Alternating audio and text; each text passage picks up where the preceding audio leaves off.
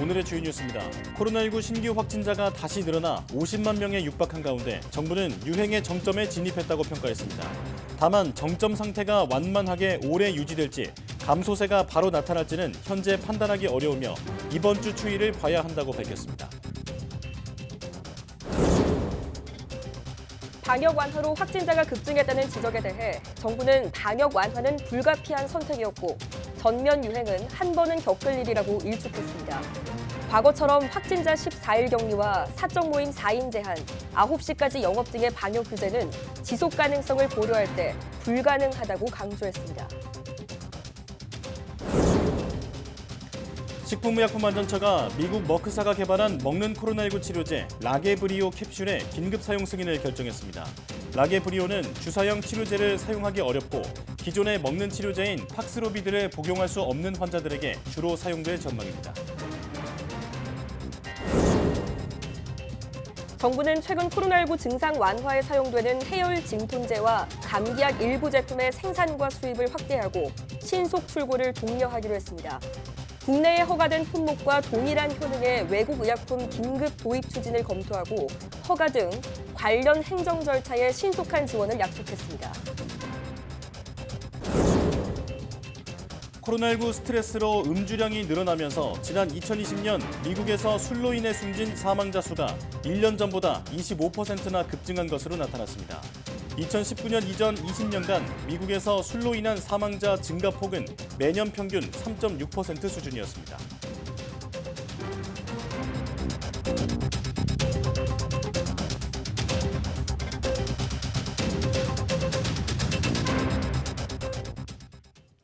여러분 안녕하십니까? 사이언스 투데이 시작합니다. 정부는 코로나19 유행이 정점에 진입했지만 언제쯤 감소세로 전환할지는 좀 더 지켜봐야 한다고 진단했습니다. 중앙재난안전대책본부는 정점이 완만하게 오랫동안 유지되면서 확진자가 줄기 시작할지 아니면 바로 감소세가 나타날지는 현재 판단하기 어렵다며 이번 주 추이를 봐야 한다고 밝혔습니다. 23일부터 유행이 감소세로 전환될 것이라던 정부의 예측치가 빗나간 겁니다. 정점 규모도 하루 평균 37만 명 정도로 예상했지만 현재는 40만 명 수준으로 유지되고 있습니다. 정부는 확진자 감소세가 언제 나타날지가 앞으로 1, 2주 동안 중요한 주제가 될 것이라고 강조했습니다. 오미크론 유행의 정점이 꺾이기 전 섣부른 방역 완화로 확진자 수가 급증했다는 비판에 대해 방역당국은 결과론적인 시각에서 본 단편적인 지적이라고 반박했습니다.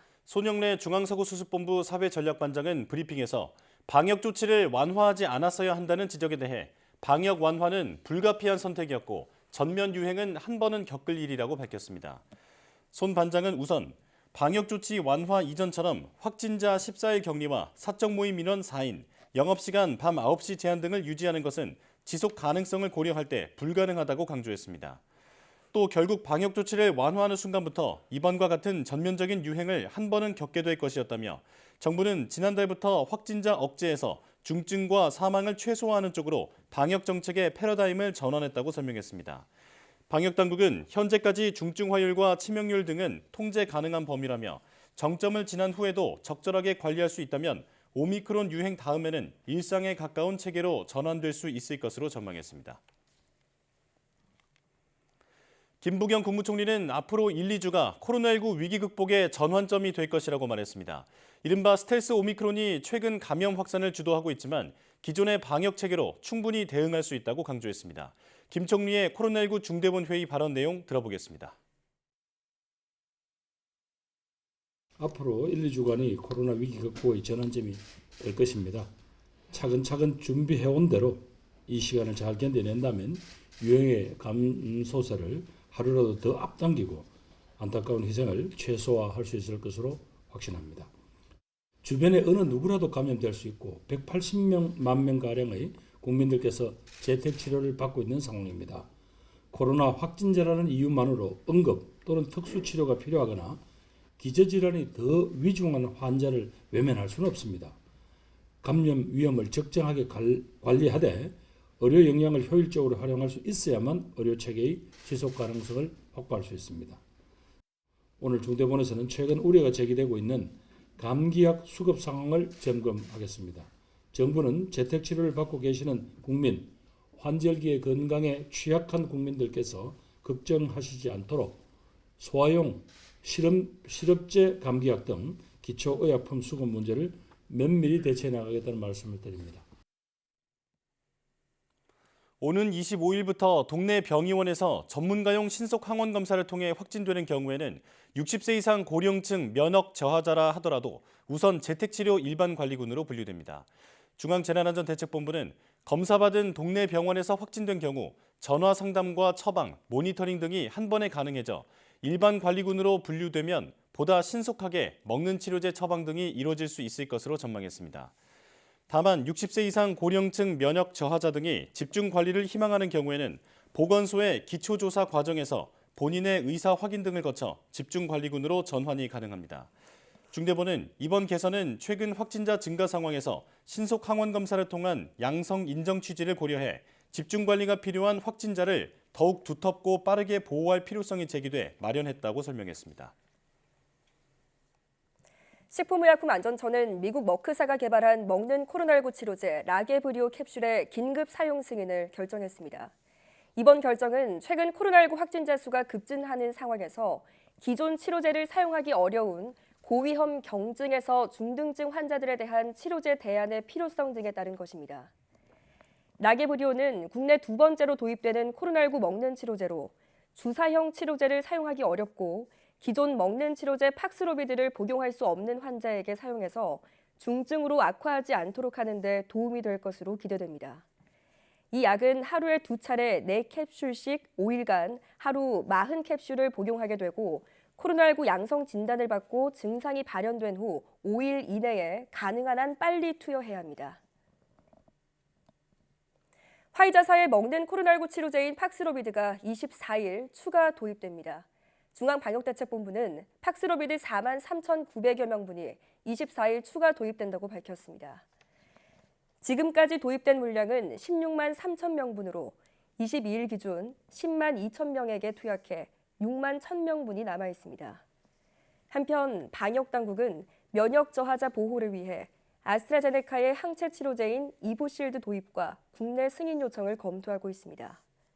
이보실드는 코로나19 백신을 맞아도 항체가 잘 생기지 않는 중증 면역 저하자 등을 대상으로 하는 주사 형태의 치료제입니다. 안철수 대통령직 인수위원장이 현 정부의 코로나 대응을 두고 정치 방역이라며 과학적 방역을 주문했습니다. 네, 또 구체적인 대책으로 먹는 치료제의 복제약을 국내에서 만들 수 있는지 가능성을 타진해보자 이렇게 제안했는데 일부 현실성이 떨어진다는 목소리도 나옵니다. 정유신 기자의 보도입니다. 코로나 비상특위 위원장을 겸하고 있는 안철수 대통령직 위원장은 먼저 현 정부의 방역 정책이 비과학적이라고 비판했습니다. 우선 현 정부 방역 정책을 저희는 정치 방역이라고 그렇게 평가를 합니다. 즉 여론에 따른 정책 결정이었다. 그래서 여러 가지 실수가 나왔다는 분석입니다. 안 위원장은 새 정부에선 과학 방역을 하겠다며 일단 현 정부에 7가지 권고사항을 제안했습니다. 재택치료보다는 동네 의원에서 대면 진료를 볼 수 있도록 하고 백신 부작용 관련 자료를 투명하게 공개하라고 주문했습니다. 또 일반 국민을 대상으로 항체 양성률을 정기적으로 조사해서 방역 정책에 반영하고 5살에서 11살 백신 접종은 본인과 부모의 선택에 맡기자고 말했습니다. 특히 팍스로비드와 같은 먹는 치료제 확보를 위해 로열티를 지불하고 국내에서 복제약을 만들 수 있을지 가능성을 타진해보자고 제안했습니다. 우리 정부와 제약사가 나서 팍스로비드 복제약을 생산할 수 있게 협상에 나서자는 겁니다. 제약사에 요청을 해서 이 특허에 대한 로열티를 내고 국내에서 복제약을 만들 수 있을지 가능성을 타진할 필요가 있다. 인수위의 이른바 과학방역 제안에 대해 전문가들의 반응은 엇갈립니다. 특히 동네 의원 대면 진료 강화와 전국민 항체 양성률 조사는 필요한 조치지만 200만 명 가까운 재택치료자가 모두 대면 진료를 받는 것은 어렵다는 겁니다. 무엇보다 코로나 치료제 복제약 국내 생산은 실현 가능성이 떨어진다는 지적입니다. 제 소아들 같은 경우는 이제 자기 증상을 제대로 호소 못하는 경우들이 많고 증상이 급격히 갑자기 악화되는 경우들 많고 소아에서는 먼저 좀 풀어야 되지 않을까. 현재 시점에서 보면은 팍스로비드의 복제약을 지금 교섭해서 허가받기까지는 시간이 상당히 많이 걸리는 부분이 있어서 현실성은 없는 상황입니다. 인수위가 제안한 과학적 방역 제안이 기존 방역 정책과 차별성이 떨어진다는 목소리도 나옵니다. 인수위 코로나 특위는 앞으로 주마다 두세 차례 회의를 통해 새 정부 코로나 방역 정책에 대한 구체적인 방안을 마련할 방침입니다. YTN 정유준입니다. 정부는 최근 코로나19 증상 완화에 사용되는 해열 진통제와 감기약 일부 제품의 부족 현상이 지속됨에 따라 관련 제품의 생산과 수입을 확대하고 신속 출고를 독려하기로 했습니다. 필요할 경우 국내에 허가된 품목과 동일한 효능을 가진 외국 의약품 긴급 도입 추진을 검토합니다. 이 밖에 허가 등 행정 절차로 생산에 차질이 발생하지 않도록 신속하게 검토하고 행정적으로 지원할 방침입니다. 아울러 의약품이 시중에 충분히 공급되도록 제약업계와 함께 적극 노력하고 적정량을 처방하고 실업제 대신 고형제를 처방할 것을 의학계에 요청했습니다. 세계보건기구 WHO 유럽 사무소장은 영국과 프랑스, 독일 등 몇몇 유럽 국가가 너무 급격하게 코로나19 제한 조처를 해제했다고 지적했습니다. 한스 클루주 소장은 현지 시간 22일 몰도바에서 기자회견을 열고 WHO 유럽 사무소가 관할하고 있는 53개 국가 중 18개 국가에서 코로나19가 다시 확산하고 있다고 밝혔습니다. 특히 클루주 소장은 영국과 프랑스, 독일, 그리스 등에서 신규 확진자가 많이 늘고 있다고 전했습니다. 또 이러한 증가세는 전염성이 더 강한 오미크론 변이의 하위 변이 탓으로 보이지만 동시에 이들 국가가 너무 급격히 코로나19 제한 조처를 해제했기 때문이라고 지적했습니다.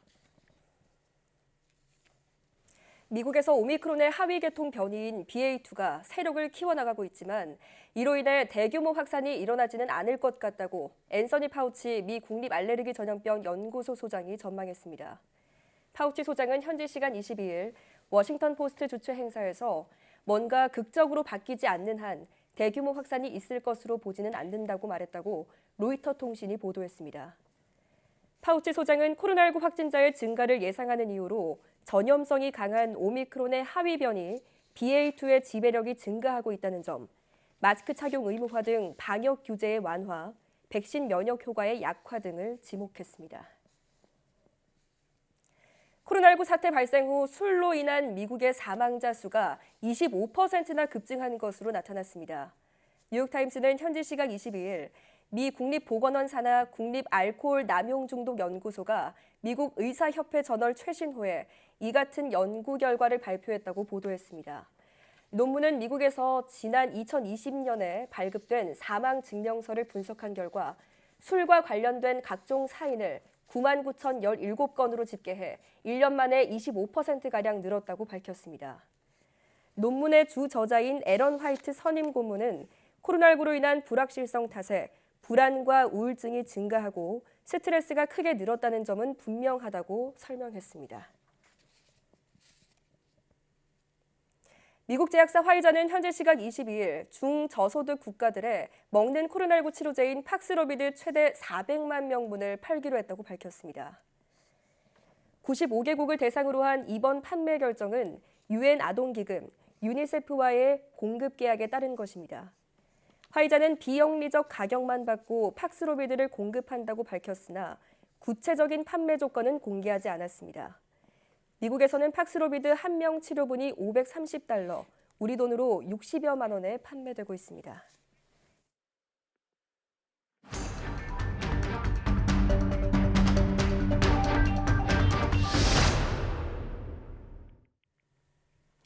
이번 주도 수요일이 되자 다시 신규 확진자가 급증해 50만 명 가까이 나왔습니다. 국내 누적 확진자도 이제 1,000만 명을 넘었는데 국민 5명 중 1명이 코로나19에 걸린 셈입니다.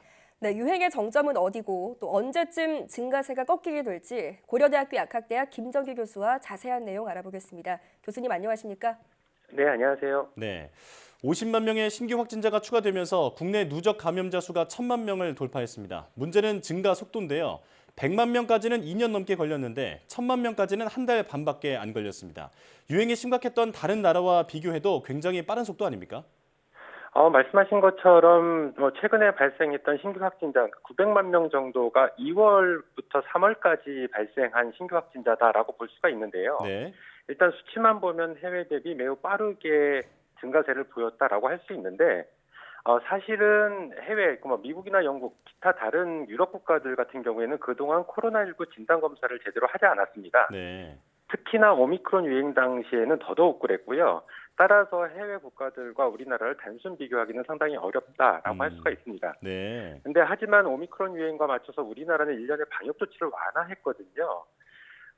근데 대부분의 유럽 국가들이 실제로 오미크론 정점 이후에 방역 조치를 완화한 것 대비 우리나라는 섣부른 방역 조치 완화 부분이 분명히 있었다. 그래서 이러한 부분들이 어떤 신규 확진자 규모의 급속한 상승의 원인이 될 수 있었다라고 볼 수가 있고요. 예. 다만 해외 국가들하고 기본적인 방역 강도는 차이가 좀 있었었거든요. 그러니까 영국 같은 경우에는 기본적인 방역 강도가 상당히 낮았다라고 볼 수가 있는데 네. 어찌됐든 종합적으로 보면 일단 단순 비교는 어렵고 해외 상황과 유사할 거다라고 추정을 할 수가 있습니다. 네. 네.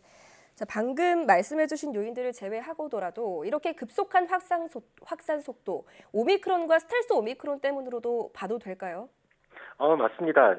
지금 대표적으로 미국이나 영국 같은 경우에는 오미크론이 한번 유행을 했고요. 네. 그 최근에 스텔스 오미크론이 확산세를 보이면서 유행 조짐을 보이고 있거든요.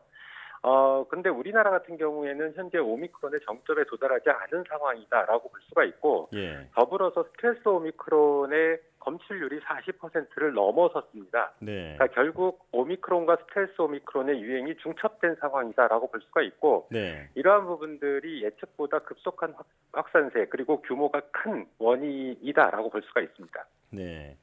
자, 이런 급증세가 그 정부의 성급한 완화 정책 때문이라는 주장이 있는데, 자, 이 부분에 대해서 정부는 그 결과론적인 비판이다 이렇게 얘기를 했거든요. 교수님께서는 어떤 의견이십니까? 이거는 결과론적인 비판이다라고 보기는 어렵습니다. 일단 스텔스 오미크론의 변수는 차치하고 오미크론만 보더라도 예측보다 확산 규모가 훨씬 컸다라고 볼 수가 있습니다. 네. 이러한 부분의 가장 큰 원인이 방금 전에 말씀하신 것처럼 정점에 도달하지도 않았는데도 불구하고 3월부터 방역 조치를 급격하게 완화를 했다라고 하는 부분이고요. 네. 실제로 이러한 부분 때문에 일선에서는 정치 방역이라는 비판을 하고 있거든요. 그렇기 때문에 이러한 비판에서 자유롭지는 못하다라는 생각을 가지고 있습니다. 그렇군요. 네. 자, 정부는 이번 주 추이를 보고 감소세로 전환할 것인지에 대한 여부를 판단하겠다 이렇게 밝혔는데요. 현재 상황을 보면 국민 5명 가운데 1명꼴로 감염이 된 건데 언제쯤 감소세로 전환될까요? 지금처럼 변수가 다양한 상황에서는 참 어려운 질문 중에 하나입니다. 네. 그리고 정확하게 답변 드리기도 상당히 어렵기는 한데 적어도 이제 방역 당국의 입장처럼 저도 적어도 이번 주 치는 좀 지켜봐야 된다라는 입장이고요. 네. 일단 오미크론만 보면 3월 말경에 정점에 도달하지 않을까. 그래서 이번 주에서 다음 주 사이가 정점 구간이 아닐까라는 생각을 조심스럽게 하고 있거든요. 네.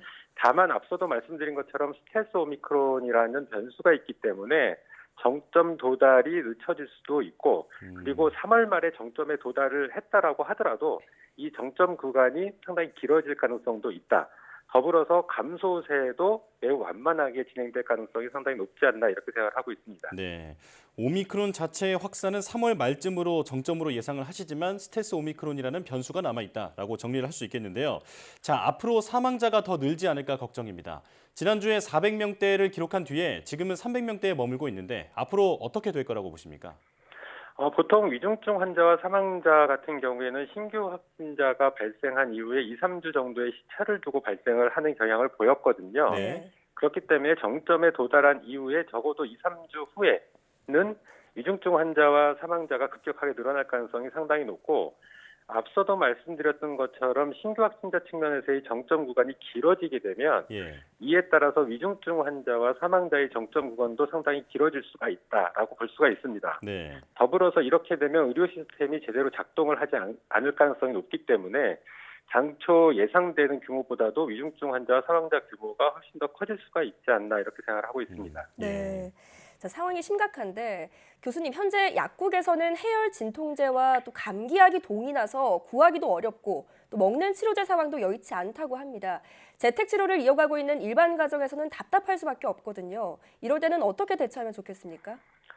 지금 말씀하신 것처럼 일선 약국들에서 이 호흡기 증상 완화를 위한 상비약이 동이 났다라고 얘기를 하고 있는데 그럼에도 불구하고 보유하고 있는 약국이나 편의점 등이 있을 수 있거든요. 네. 그래서 일단은 최선의 방법은 호흡기 증상 완화를 위한 상비약을 구비해 두시는 게 가장 좋지 않나 생각을 하고 만일 여의치 않으면 적어도 해열제는 반드시 필요하다. 네. 왜냐하면 고열이 지속될 경우에는 상당히 위험할 수가 있기 때문에 예. 기본적으로 해열제는 꼭 필요하다라고 생각을 하고요. 예. 더불어서 델타 대비 오미크론 같은 경우에는 폐렴으로 악화되는 비율이 상당히 떨어진다라고는 알려져 있지만 그럼에도 불구하고 오미크론 환자 중에서 폐렴으로 악화되는 케이스들이 있거든요. 예. 그렇기 때문에 재택치료와 중에 이 산소 투과도 측정이 폐렴에 대한 간접적인 어떤 지표가 될 수 있기 때문에 산소 포화도 측정기라든가 더불어서 일부 환자들 같은 경우에는 심박수 변화가 있는 경우가 있습니다. 예. 그래서 혈압 측정기 정도를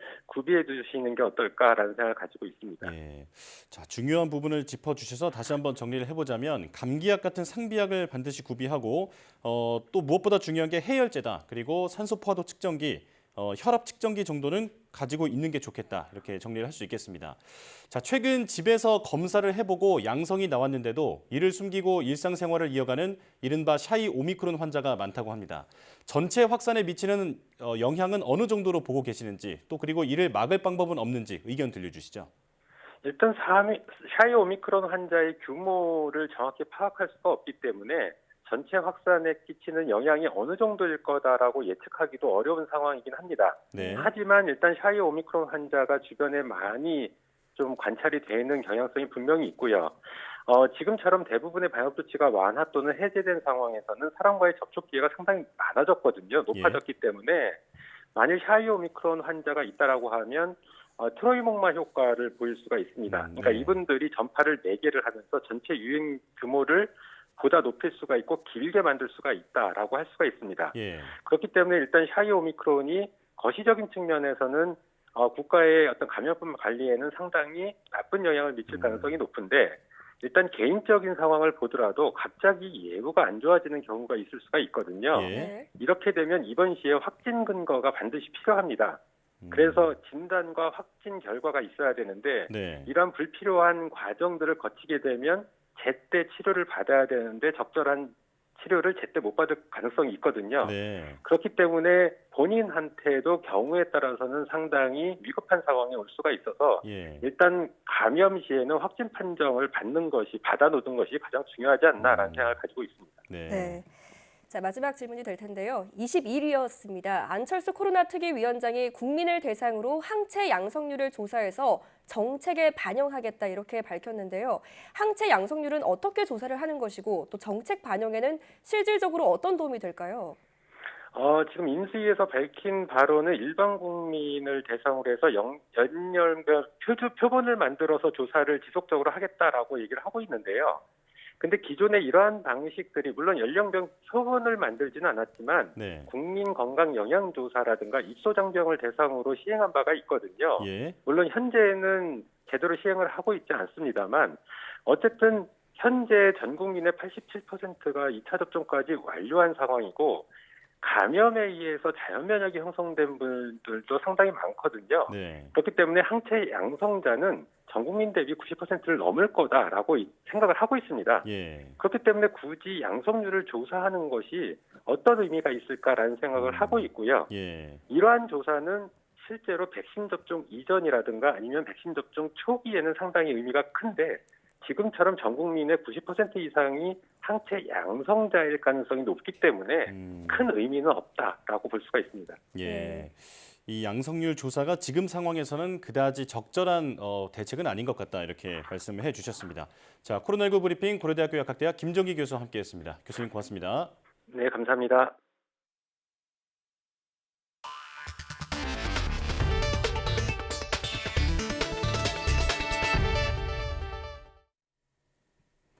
러시아가 장기화하고 있는 전쟁의 국면 전환을 위해 소형 핵무기를 사용할 수 있다는 관측이 나왔습니다. 이에 대해 크렘린궁은 러시아가 존립 위기에 처했을 때만 핵무기를 사용할 것이라고 말했습니다. 김선희 기자입니다.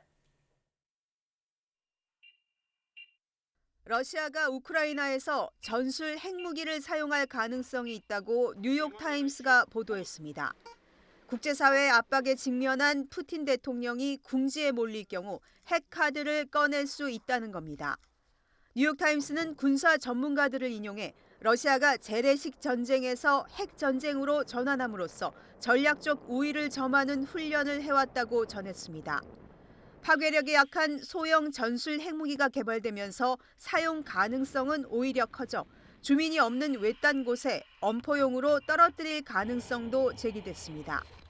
러시아가 보유하고 있는 전술핵은 약 2,000개로 동부 접경지대에 핵탄두 장착이 가능한 이스칸데르 미사일이 배치된 것으로 알려졌습니다.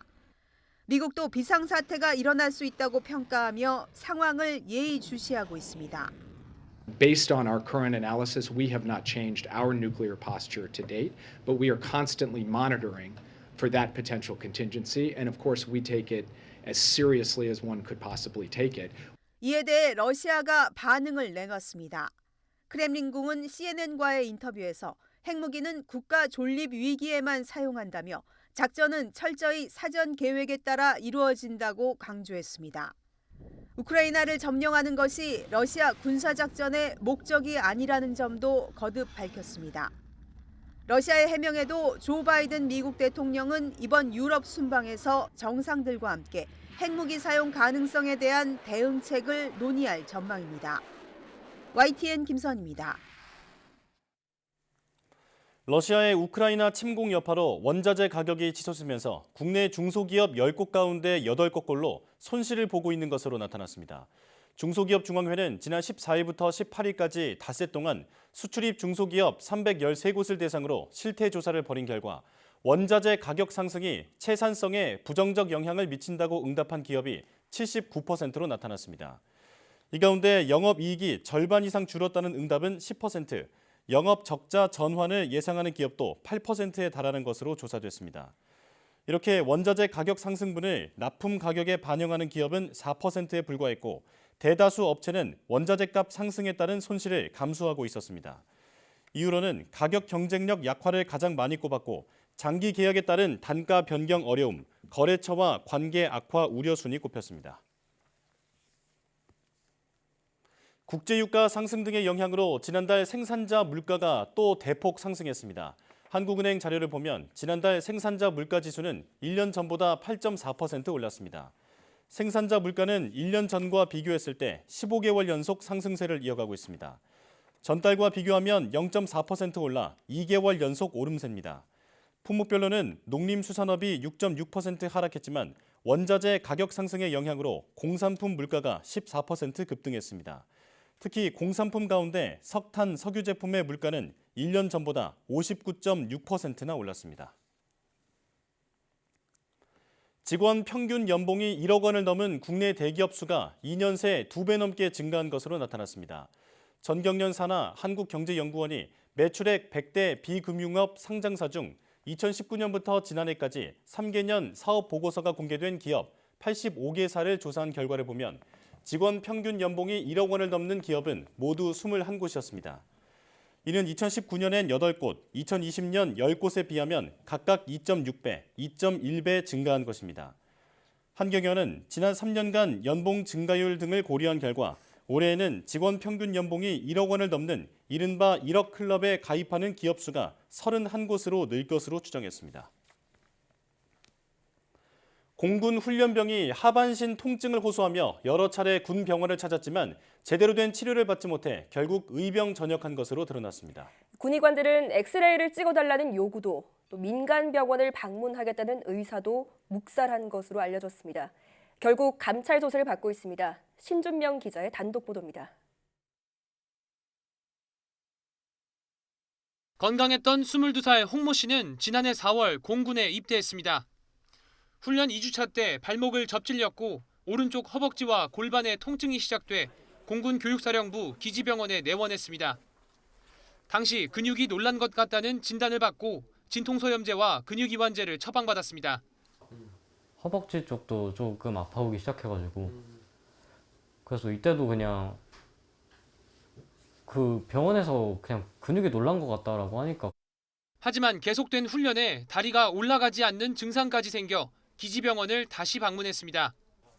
당시 홍 씨는 엑스레이 촬영을 요청했는데 군의관은 받아주지 않았습니다. 간단한 촬영 하나 자체도 안 해준다는 게 되게 의아했었죠. 왜 안 해주는지. 왜 안 해준다는지에 대해서 설명은 없었나요? 네, 그런 것도 설명이 없고 그냥 엑스레이 촬영은 힘들 것 같다라고 얘기하고 다시 돌려보내더라고요. 제대로 된 진단이나 치료를 못 받은 채 4주차 행군까지 한 이후 통증이 급격히 악화됐습니다. 이에 홍 씨는 응급실을 찾았지만 당시 군의관은 다리를 몇 번 움직여보더니 이게 응급진료로 올 일이냐며 폭언했다는 게 홍 씨의 증언입니다.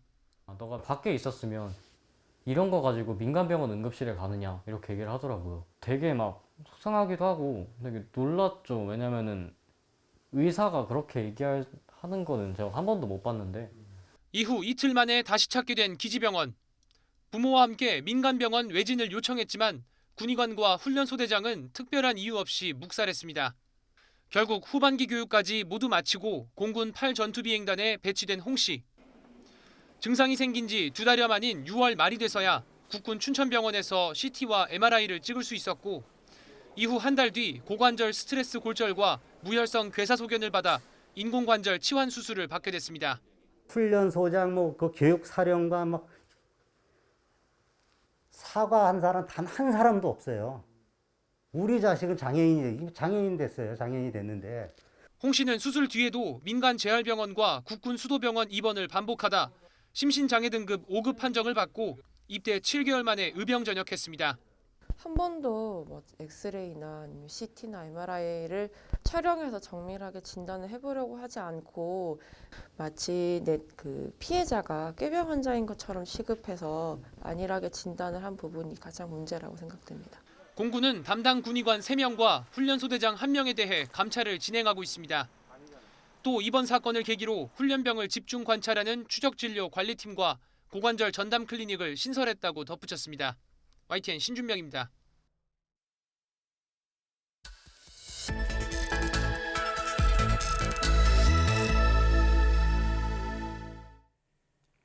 국내 유망 바이오 기업을 조명하는 바이오 위클리 시간입니다.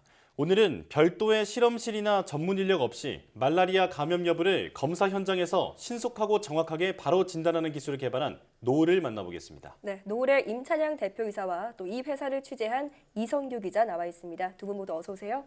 안녕하세요. 안녕하십니까. 네.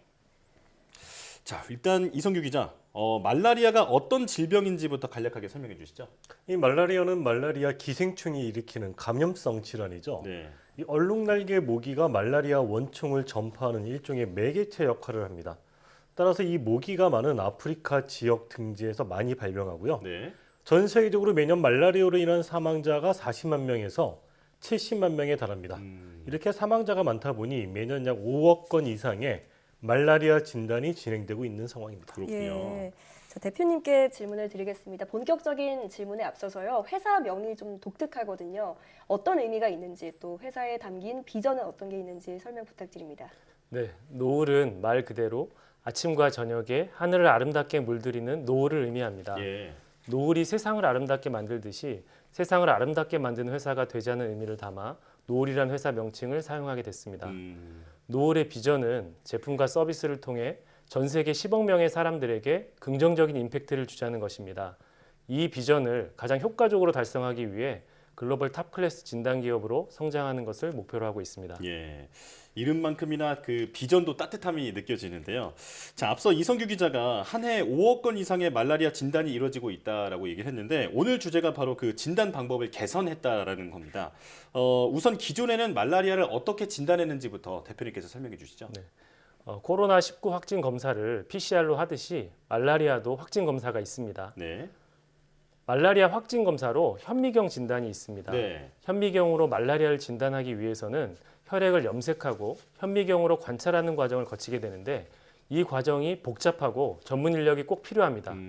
말라리아는 주로 중소득, 정소득 국가에서 발생해 전문 인력과 인프라가 필요한 현미경 진단을 하기가 매우 어려운 상황입니다. 네.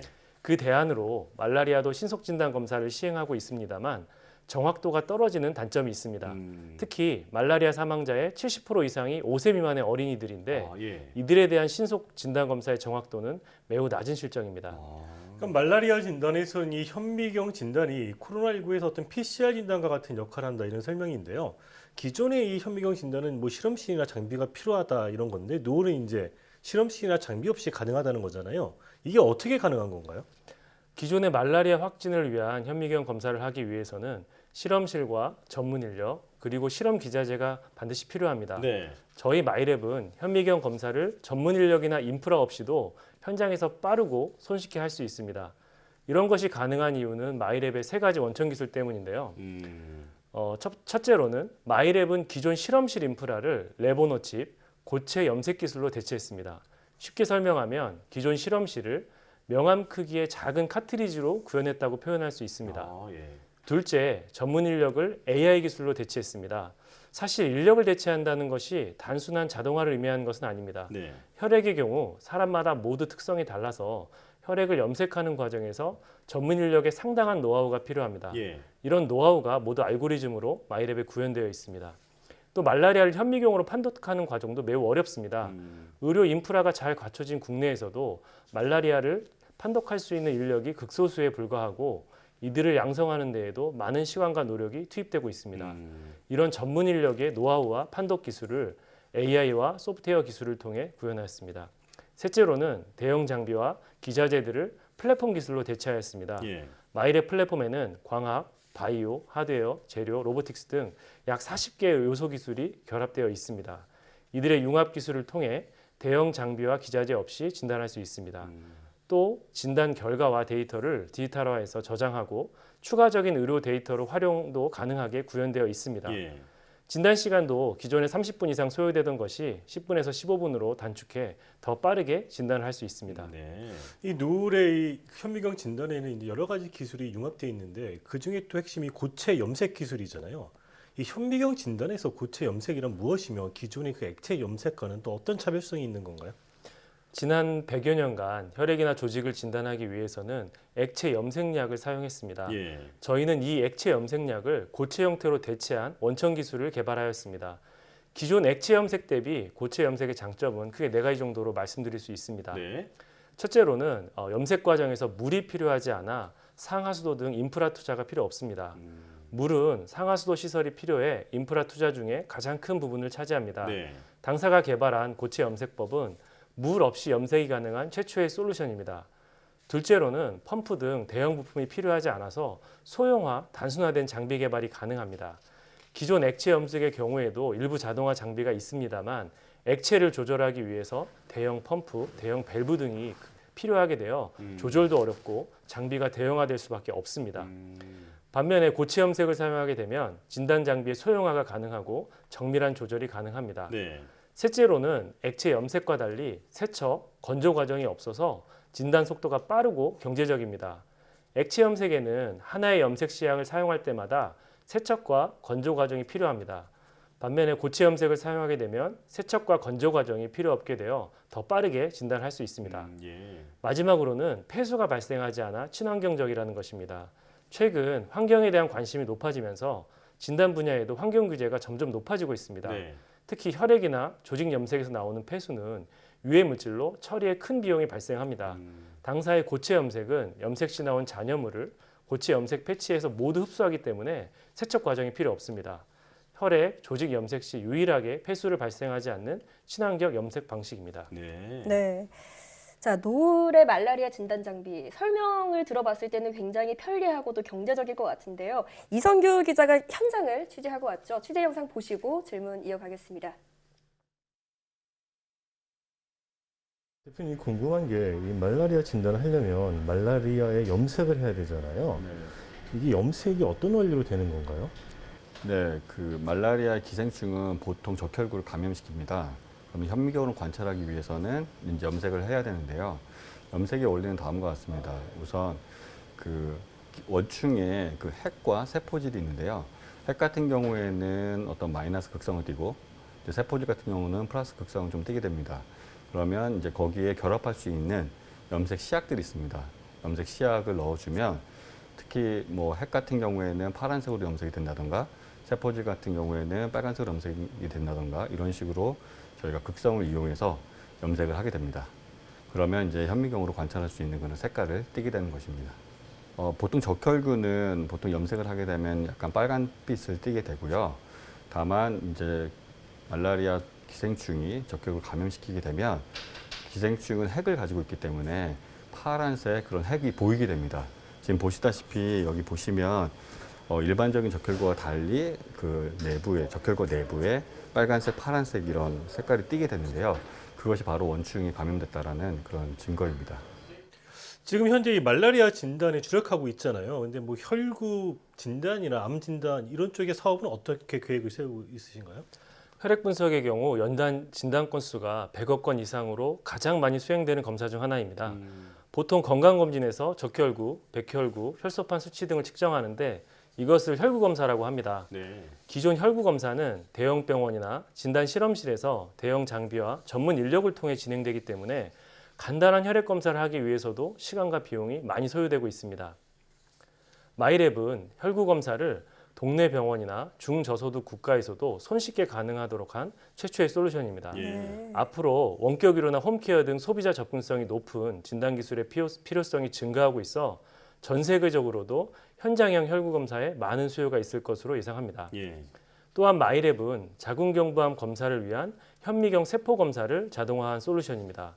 특히 자궁경부암은 WHO에서 지정한 주요 여성암으로 앞으로 중저소득 국가에서 검사가 확대될 예정입니다. 마이랩은 기존의 검사가 어려웠던 동네 병원이나 중저소득 국가에서도 빠르고 간편하게 현미경 세포 검사가 가능합니다. 향후 자궁경부암뿐만 아니라 유방암이나 갑상선암 등 다양한 암 진단 분야로의 확장을 준비하고 있습니다. 자궁경부암, 유방암, 갑상선암 모두 같은 염색법을 사용하고 있습니다. 따라서 소프트웨어 업데이트를 통해서 하나의 진단 장비에서 다양한 암을 진단하는 플랫폼을 구현하는 것을 계획하고 있습니다. 자, 이제 마지막 질문이 될 것으로 보이는데요. 국내 바이오 산업 발전을 위해서 대표님께서 제언해 주실 말씀이 있다면 한 말씀 부탁드릴게요. 바이오 산업은 높은 진입 장벽을 가지고 있어서 초기에 많은 투자가 필요하지만 성공한다면 높은 성과를 독점적으로 얻을 수 있습니다. 현재 국내 산업의 대부분은 경기 변동에 민감한 특성이 있습니다. 반면에 바이오 산업은 경기 변동에 큰 영향을 많이 받지 않는 장점이 있습니다. 중장기적 관점에서 바라본다면 국내 바이오 산업은 의미 있는 성과들이 나기 시작하는 초기 단계로 아직 성장 잠재력이 높다고 봅니다. 개인적으로도 머지않아 IT 분야 못지않게 한국을 대표하는 산업으로 성장할 수 있다고 생각합니다. 보다 긴 호흡으로 바이오 산업에 대한 지원과 관심을 지속해 주신다면 아마 건실한 바이오 생태계가 조성돼 나아갈 것으로 생각합니다. 자, 앞으로도 보다 질병을 간편하고 정확하게 진단하는 기술 발전에 힘써 주시기 바랍니다. 지금까지 노을의 임찬양 대표이사 그리고 이성규 기자와 함께했습니다. 두 분 나와주셔서 고맙습니다.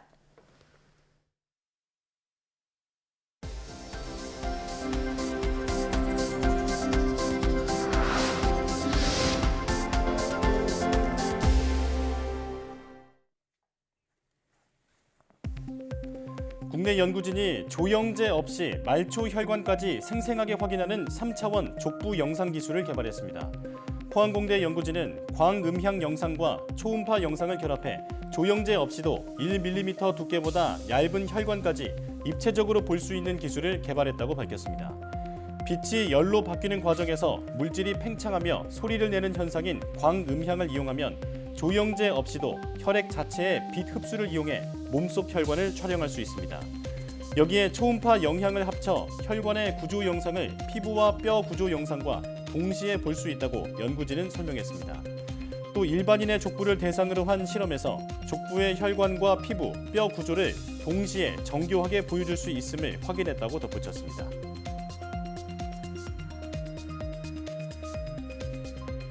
과학기술정보통신부와 한국과학창의재단은 3월 24일부터 4월 11일까지 과학문화 전문인력 양성과정 교육생을 모집합니다. 올해 과학문화 전문인력 양성과정은 과학융합 강연자, 과학공연가, 과학 크리에이터 등의 6개 분야에서 240명을 선발합니다. 모든 교육과정은 무료이며 과학문화 전문인력 플랫폼을 통해 신청할 수 있습니다.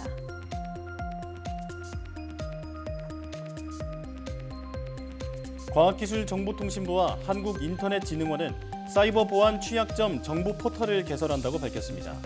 사이버 보안 취약점 정보 포털은 국내외에 공개된 다양한 보안 취약점 정보와 각 제조사에서 배포하는 보안 소프트웨어 패치 정보 등 20만여 건을 제공합니다. 이용자는 언제든지 이곳에 접속해 무료로 정보를 확인할 수 있습니다.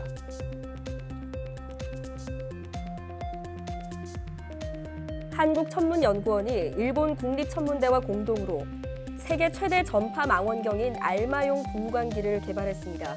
또 지난 2월 분광기를 알마 망원경에 설치해 오리온 성운 심장부 KL 지역에서 방출하는 전파와 일산화 규소의 스펙트럼을 관측하는 데 성공했다고 덧붙였습니다. 연구진은 별의 탄생 지역에서 형성된 일산화 규소를 관측하면 별 주변의 물리적 환경에 대한 중요한 단서를 얻을 수 있어 별의 탄생과 진화 과정을 연구할 수 있다고 설명했습니다. 분광기는 전파를 수신한 신호를 스펙트럼으로 관측하는 장치를 말합니다.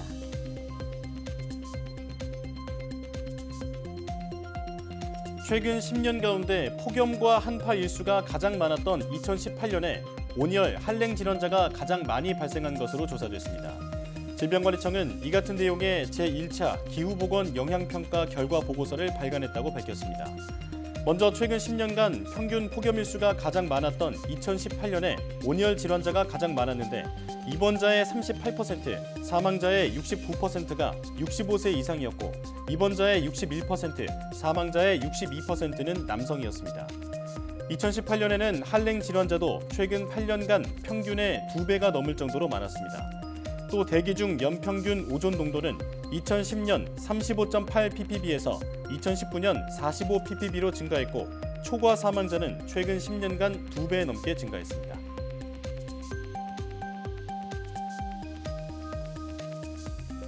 전문대와 기초자치단체가 손잡고 지역 특화 분야를 선정해 인재를 양성하고 일자리를 창출하는 사업에 3년간 1,350억 원이 투입됩니다.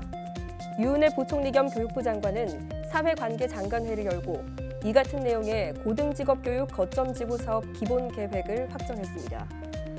사업에 참여하는 전문대는 기초단체와 함께 지역 일자리 창출과 경쟁력 강화에 중심 역할을 하거나 지역 발전 역량을 강화할 수 있는 분야를 선정해 지역 기반 고등직업 교육의 거점 역할을 맡게 됩니다. 올해 선정된 30개 연합체에는 각각 15억 원씩 앞으로 3년간 매년 450억 원이 지원됩니다.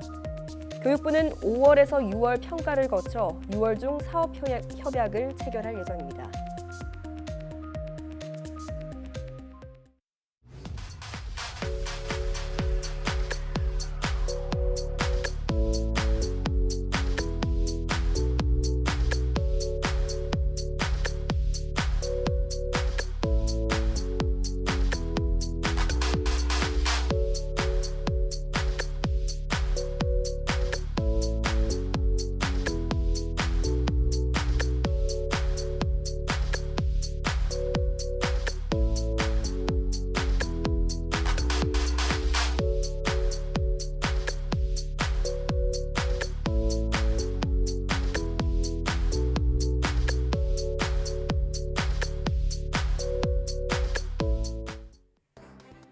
앞으로 60세 이상 고령층과 면역 저하자도 동네 병의원 검사에서 확진되면 재택치료 일반관리군에 포함됩니다.